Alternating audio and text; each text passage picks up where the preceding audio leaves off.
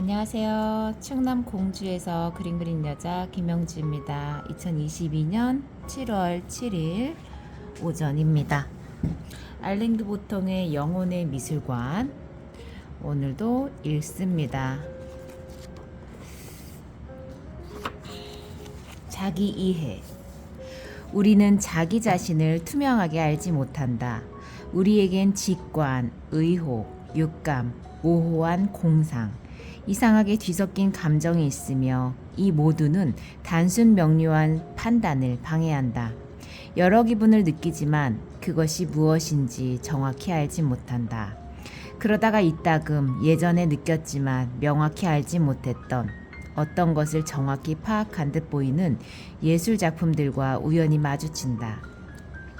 알렉산더 포프는 시의 한 핵심 기능을 우리가 어설픈 형태로 경험하는 생각들을 붙잡아 거기에 명료한 표현을 부여하는 것이라 규정했다. 우리가 자주 생각하면서도 한 번도 제대로 표현한 적이 없는 것.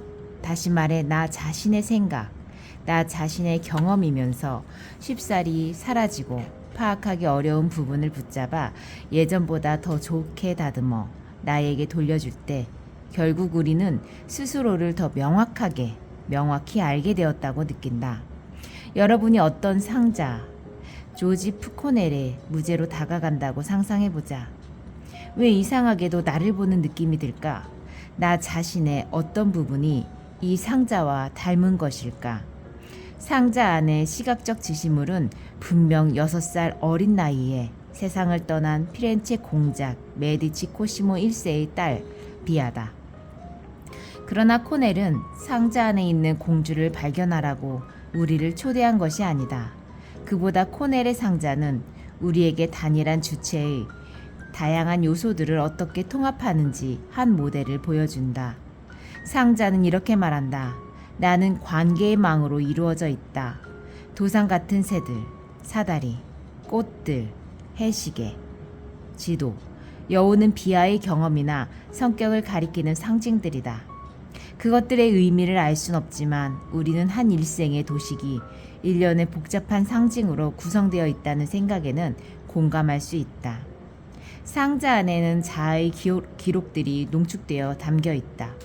이렇게 하여 예술가는 개인의 정체성처럼 유동적이고 불분명한 어떤 것을 다룰 수 있고 이용 가능한 형태로 제시할 수 있다.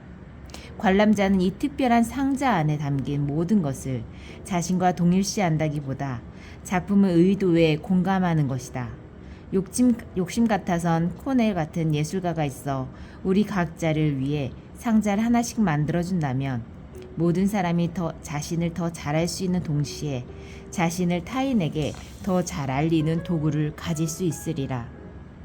사이 툼들리가 만든 검고 긁힌 자국이 있는 암시적인 표면을 찬찬히 살펴보면 내가 지금까지 큰 관심을 기울이지 않았던 나 자신의 일면을 비춰주는 거울 앞에 선 느낌이 든다.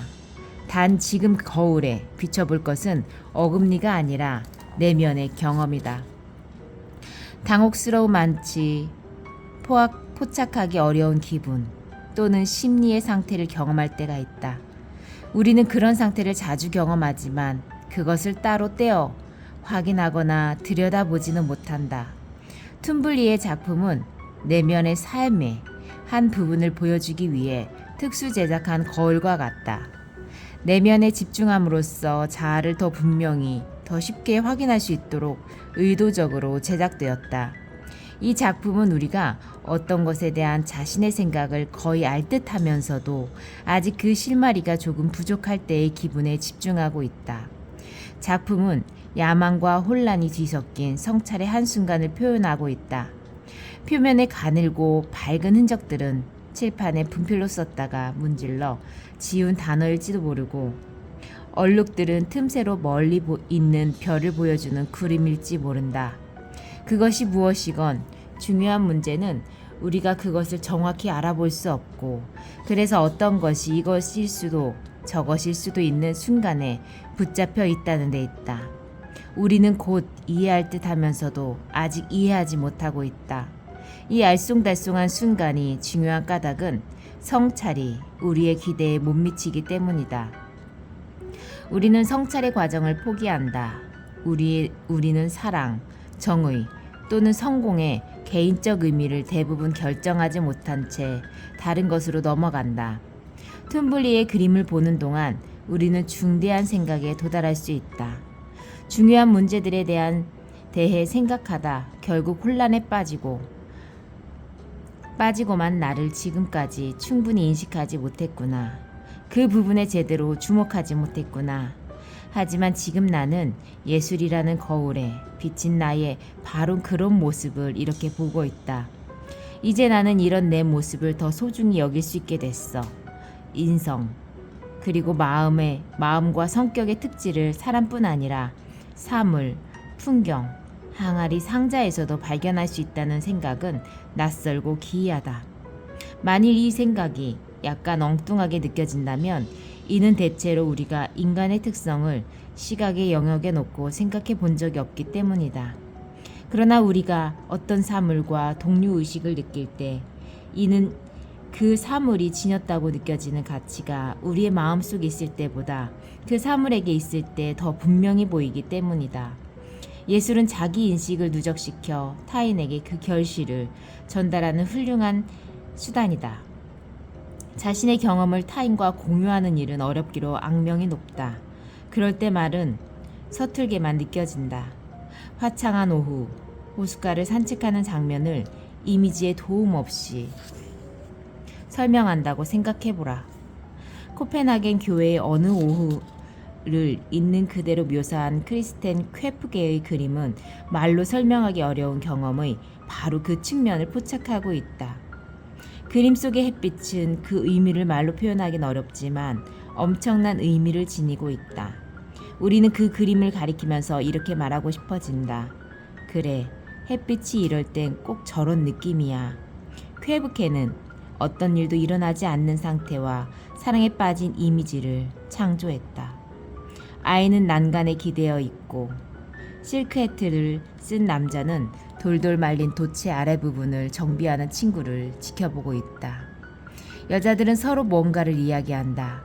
인생은 흐르고 있지만 드라마, 즉 결과에 대한 기대나 어디로 흘러간다는 느낌은 전혀 없다.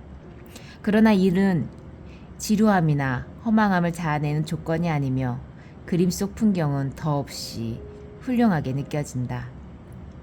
고요하면서도 지루하지 않다. 무한히 평화롭지만 지쳐있지 않다.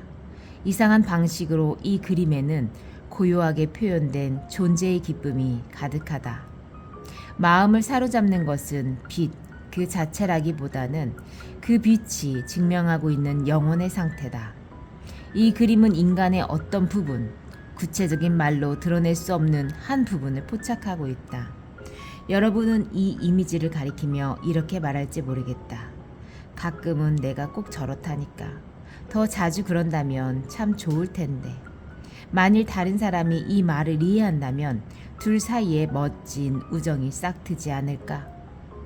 예술에는 우리 자신을 이해하고 그런 뒤 내가 누구인지에 대해 타인과 소통하게 해주는 이 능력이 있기 때문에 대체로 우리는 주변에 어떤 예술 작품을 둘 것인가에 신경을 많이 쓴다. 예산이 빠듯할 때도 실내 장식에 대해 자신의 정체성을 세상에 알리기 위해 사용할 오브제에 대해 많은 시간을 고민한다. 집을 어떻게 꾸밀 것인가에 대한 우리의 관심을 고약하게 해석하면 단지 과시하려 애쓰는 것, 다시 말해 내가 얼마나 굉장하고 크게 성공했는지 보여주려고 애쓰는 것이다. 그러나 일반적으로 실내 장식 예술에는 그보다 훨씬 흥미롭고 인간적인 과정이 존재한다. 우리는 마냥 자랑하려는 게 아니라 중요한 뭔가를 드러내 보이길 원한다. 즉 말로는 설명할 수 없는 자신의 성격에 대해 다른 사람들이 알아주기를 바라는 것이다. 바로 그 때문에 우리는 예를 들어 20세기의 독일 건축가이자 디자이너인 리하르트 리버 슈미트의 도자기에 돈을 들이기도 한다. 리머 슈미트 접시를 향한 열정은 손님들에게 자신의 훌륭한 취향과 그 취향을 위해 쓸 돈을 넉넉히 갖고 있음을 보여주려는 욕망 이상을 드러낸다. 우리가 처음 가게에서 그 접시를 보고 느꼈던 좋은 마음 뒤에는 자신을 알리고 싶은 욕구가 자리하고 있다. 이건 나에게 딱 맞는 그릇이야. 내가 가장 깊은 자아를 담았기 때문이지. 이런 접시를 사용하면 내가 누구인지에 대해 중요한 무언가를 알려줄 수 있어. 나란 존재가 어떤 사람인지. 다소 과장된 표현이라고 생각할지도 모르지만 아마도 그저 익숙치 않은 것일 뿐이다. 우리는 미적인 것을 포착해 심리적 활동의 언어로 전환하는 법을 교육받은 적이 없기 때문이다. 우리는 아트 오브제들을 단지 좋아하지만 하지 않는다. 소중하게 여기는 것들의 경우 우리는 그것들과 약간 닮아 있다. 그런 오브제들은 자기 자신을 알게 하고 타인에게 우리의 진정한 모습을 더 많이 알릴 수 있게 하는 매개체다. 성장. 최고의 명성과 찬사를 누리는 많은 작품들이 다소 무섭거나 지루하거나 혹은 둘 다의 느낌을 줄 수도 있는데, 이는 우리와 예술의 관계 속에 은밀히 인정받지 못한 채 존재하는 한 특징이다. 마음 깊숙이 들여다보면 예술품의 세계 예술품 중 불편할 정도로 많은 작품들이 이질적이고 혐오스럽게 다가온다. 어떤 사람이 황홀경에 빠진 가톨릭 성인의 그림이나 앙골라 동부에서 소년들이 통과 의례를 할 때 쓰는 아프리카 가면, 또는 뻣뻣하고 거만하게 서 있는 대영제국 전성기 시절의 영주의 초상화 앞에서 마음이 불편해짐을 느낀다고 상상해보라. 만일 그 관람자에게 이 작품들의 어떤 면이 불쾌하냐고 묻는다면 작품의 기법이라기보다 작품들이 속한 장르에 말뚝처럼 박혀있는 일련의 부정적인 연상, 많은 연상이 분명 자전적 원인으로 거슬러 올라간다. 연상 탓으로 돌릴 확률이 높다.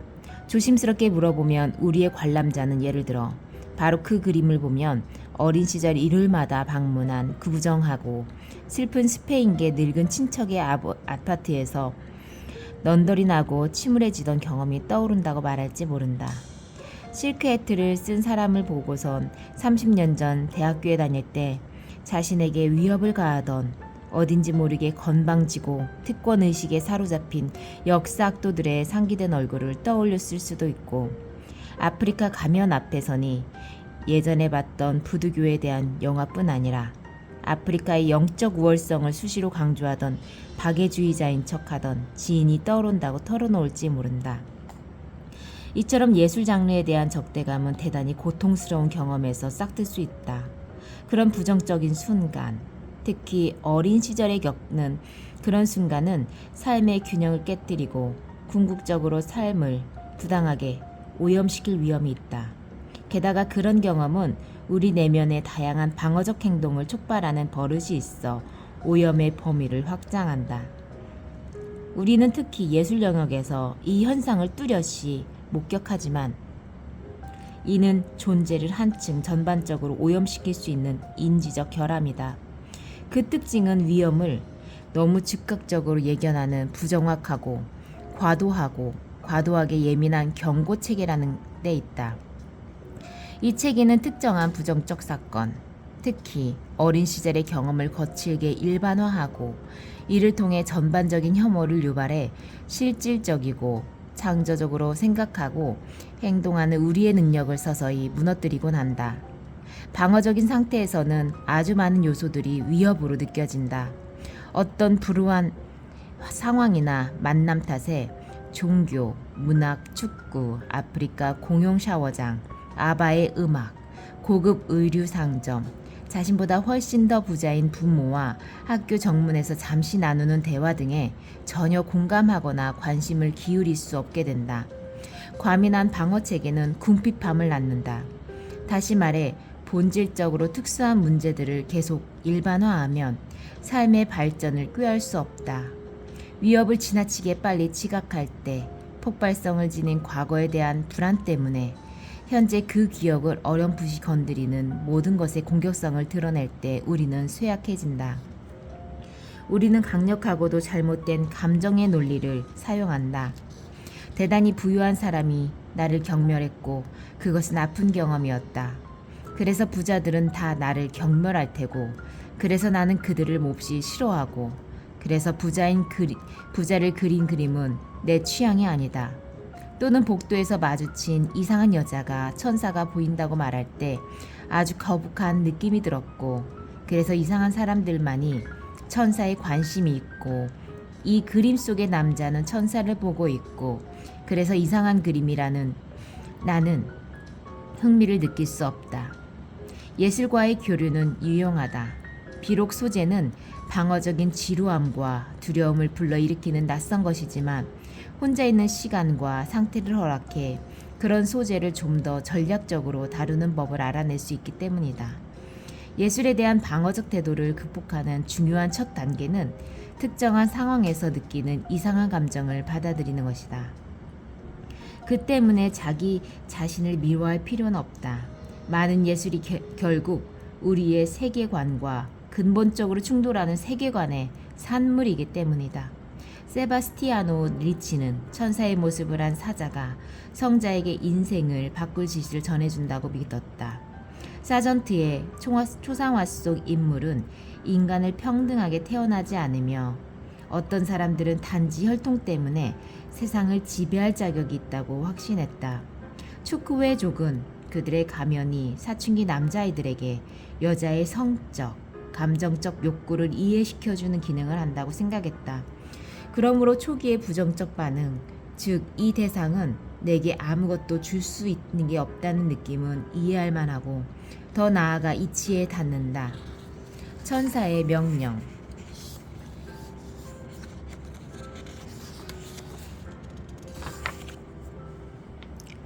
귀족의 자격, 마법의 중재를 믿는 세계관은 현대 세계의 가장 합리적인 견해들과 확연히 어긋난다. 미술관 큐레이터는 대체로 관람자들이 이미 전시되어 있는 유에 예술을 좋아하고 그래서 개별 작품들의 세부적인 면에 대해서만 도움이 필요하리라 여기지만 이는 사람에 따라선 특정한 미적 범주 전체를 근본적으로 거부할 수도 있음을 이해하지 못한 결과다.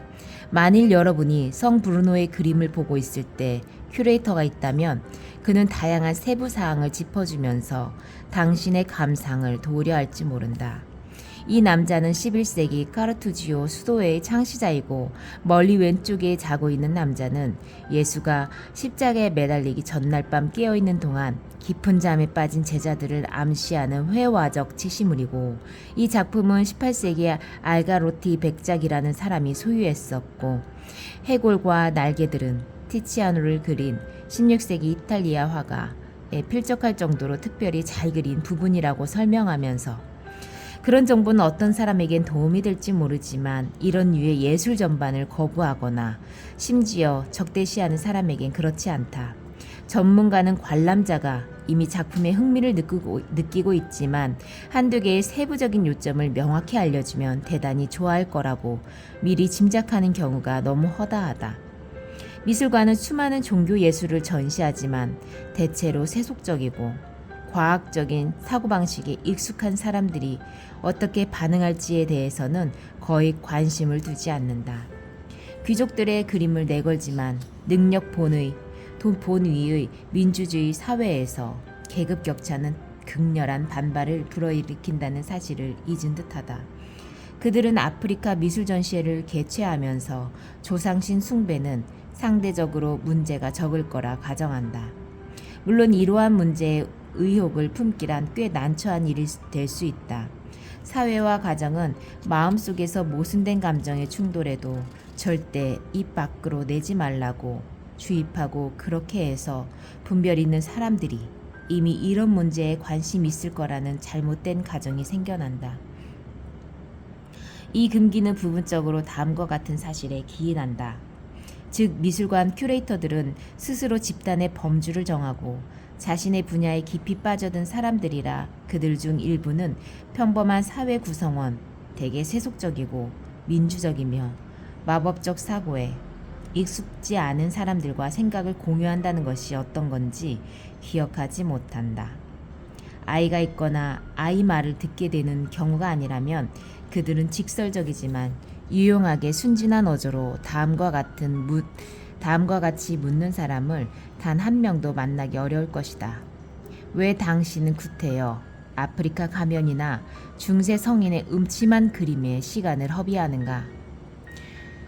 큐레이터란 무엇이 많은 이들을 위한 긴급하고 근본적인 문제인가라는 질문을 던지기에 썩 좋은 자리가 아니다. 전문 분야 안에서만 교유하는 긴밀한 전문가 집단이 흔히 그렇듯 큐레이터도 그들의 관심사가 정확히 얼마나 유별난지 잊을 위험에 노출되어 있다.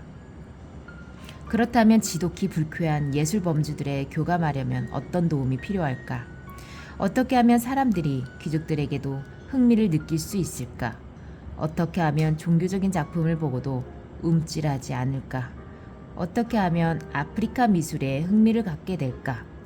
방어적 태도를 극복하는 가장 중요한 첫 단계는 그렇지 못한 현실에 날카롭게 주목하고 어떤 것들에 강한 부정적 견해를 품게 되는 것이 매우 정상적이라는 것을 너그럽게 깨닫는 것이다. 다음 단계는 세계에서 가장 존경받는 예술작품들을 창조한 사람들의 외견상 이질적인 사고방식을 보다 편한 마음으로 대하는 것이다. 리츠는 실제로 하늘의 사자가 인간에게 인생을 뒤바꾸는 지시를 내린다고 확신했다. 아프리카 가면을 제작한 사람들은 영영이 그 마을에서 누가 아내를 얻을 준비가 되었는지 정해준다고 확신했다. 초상화 속 귀족은 만인이 평등하게 창조되었다는 말은 어림없다고 생각했고 혈통의 권력을 정당화한다고 믿었다. 큰 미술관들은 이런 것들을 솔직히 인정하고 우리에게 그저 이제 22번 방으로 들어가겠습니다 라고 말할 게 아니라 이제 여러분은 매우 특이한 작품들이 전시되어 있는 방으로 들어가겠습니다 라고 경고해줘야 한다. 방어적인 태도를 해소하는 세 번째 단계는 처음에는 아무리 미약하고 보잘것없더라도 예술가와 자신의 사고방식에서 연결점을 찾는 것이다.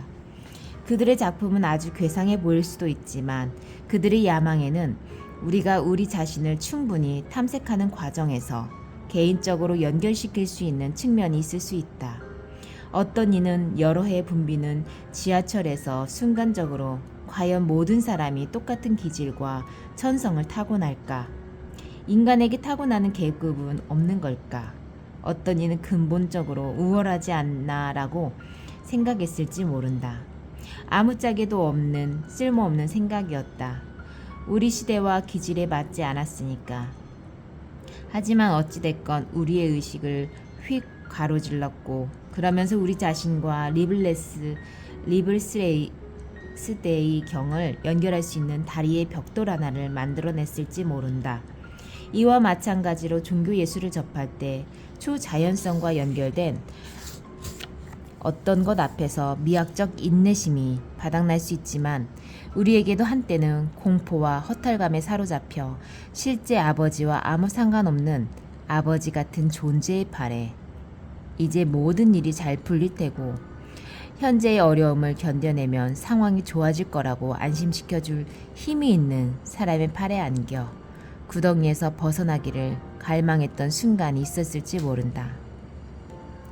그 순간들은 일단 지나가면 다시 떠올리기 쑥스럽지만 만일 우리의 의식으로 다시 끌어올릴 수 있다면 극도로 이질적인 예술작품에 공감하는 능력이 싹 트는데 도움을 줄 수 있다. 알랭드 보통의 영혼의 미술관.